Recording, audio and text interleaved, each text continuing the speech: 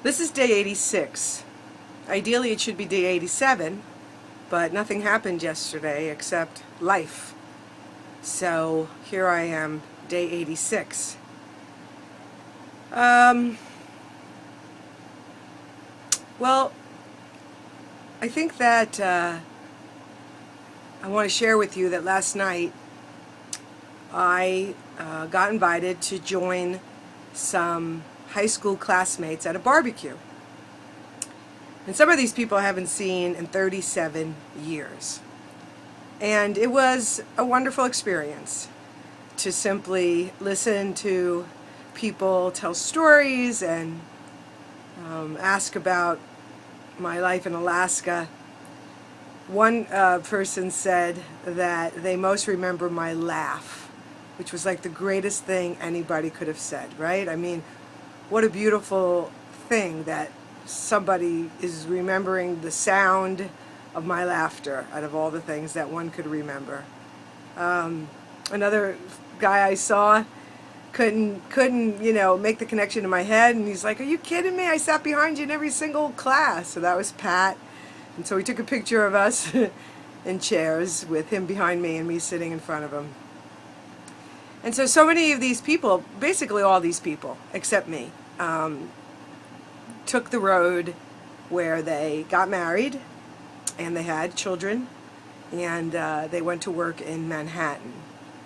Some of them divorced and remarried.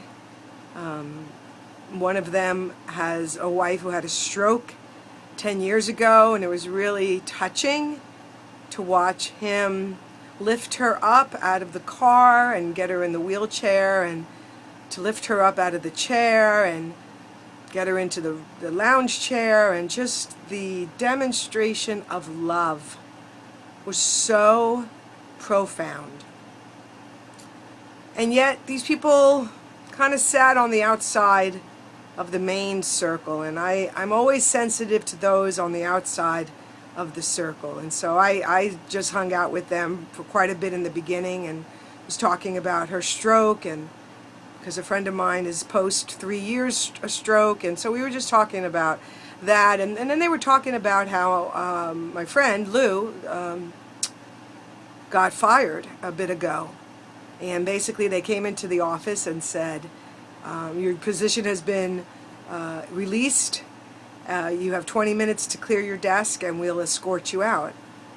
And he said it was so stunning that after 22 years, after working overtime, after working weekends, after giving them his best hours, that was the best that they could do. Your job has been eliminated. You got 20 minutes to pack up your desk and we'll walk you out. Just really, another friend who also just lost her job as well. And so as I was listening to these stories, I had a lot of compassion, because the formula that we were told to follow, we didn't know it at the time, but we were the last generation to be told that was the formula that worked for a successful life, for a life that had security not just in the present because you had a job and a paycheck, but was going to give you security in the future because you were going to get a pension, or you're going to get your retirement, you're going to have your IRA, all of those things. And I watched these beautiful people who have dedicated all of their lives to that system, and several of them have not been treated well by it, and it's scary, and they're having difficult times. And it made me really realize, not that I haven't realized this already, but just in the midst of all these wonderful people and all the laughter and all the memories, it made me realize that I have taken the road less traveled. Not just because I didn't get married yet, and not just because I didn't have children, nor will I this lifetime as a choice. So that in and of itself was definitely the road less traveled. But also just this career focus and this idea that I've been pursuing a dream. I've been pursuing a dream of radio, and I had that wonderful experience. Now I'm pursuing a new dream that it's still taking shape in my heart, but it's there. And how I didn't build a life around a man or a relationship, and now I'm just so ready for it, and I have such a greater appreciation for what it's going to do and how beautiful it's going to be. but the road less traveled. And how the spiritual journey is key. Like at some point you have to recognize that there is a spiritual world as well as the material world. Then at some point you realize that the material world is coming out of the spiritual world, and then at some point you realize that there really isn't a material world, that there's just only a spiritual world. This is such an important awakening. This is a missed education, this spiritual education, because what it taught me is who I am and whose I am. And that even though I've had profound losses, and even though that's challenged my identity, I'm certainly going through that right now, and I've been sharing that with you, at least deep inside, I know who I am. I have another identity. I have an eternal identity. I have a spiritual identity. And that no matter how bad it's gotten, I've been able to at least reach in and rest on that. And when I couldn't, reach out to somebody who did it for me. So important to walk the path into your spiritual life, into the spirit of who you are, the world behind the appearance. That's the real security. See, this is what we're waking up to. This is what's collapsing. This false belief in a security outside of ourselves. Anything that's dependent on something outside of ourselves, there's no security there, because you can't control that. The only thing you can control is your own growth, your own life, your own awakening, all of that.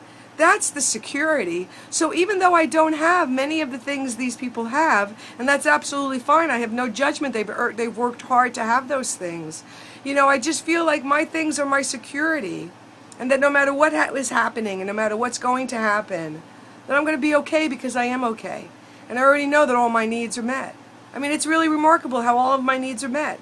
That my spiritual consciousness is really manifesting all of my needs being met, because they already are, and I'm accepting it and welcoming it. I'm opening up my heart's hands and mind to it and saying I'm going to receive the gift that's already been given, and also what's mine to do.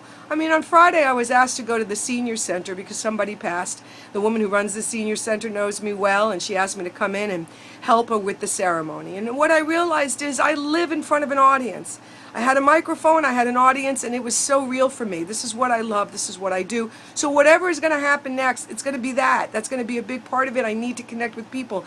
And to look at these beautiful seniors and to say what was on my heart, and to talk about grief and loss, and to talk about the importance of ritual and the power of community and making grief and loss okay, and all of that. It was so awesome. So many came up to me and said, thank you so much.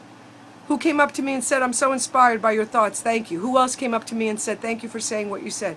Who else came up to me and said, what a gift that you have? I mean, we all have these gifts. And I just gave it away, and as a result, I got a beautiful financial gift because of it. So, take the time to connect with the identity within you. And like I've been saying, I'm putting together something that's going to be a support group, or whatever it's going to be, but I want to help people with this walk, this inward journey, this turnaround, this coming home to themselves that can be frightening and scary as hell. But when you learn to love the unknown, when you learn to fall in love with the mystery of life, when you come to understand deeply that not knowing is the best knowing you can have, when you realize that what the heart really wants is to stay wide open even in the face of somebody else's pain coming right at you. As you understand these things, as you understand that you're the one to hold the vibration of love and peace in your relationships, when you choose these things, when you wrap your life around your spiritual practices because you recognize that they're the most important things for your life. I said to my friend the other day, you know, if people just meditated for an hour inside their business meeting, the business meeting would only take 7 minutes. Instead of meditating for 7 minutes and going on for more than an hour. So today, I'm just grateful. And it's been a really important thing for me. 30 years in Alaska this summer, and here I am reconnecting with people from Dumont, New Jersey I haven't seen in 37 years. Why? Why is this my life? Because I've taken the road less traveled. I wouldn't give it up for anything in the world.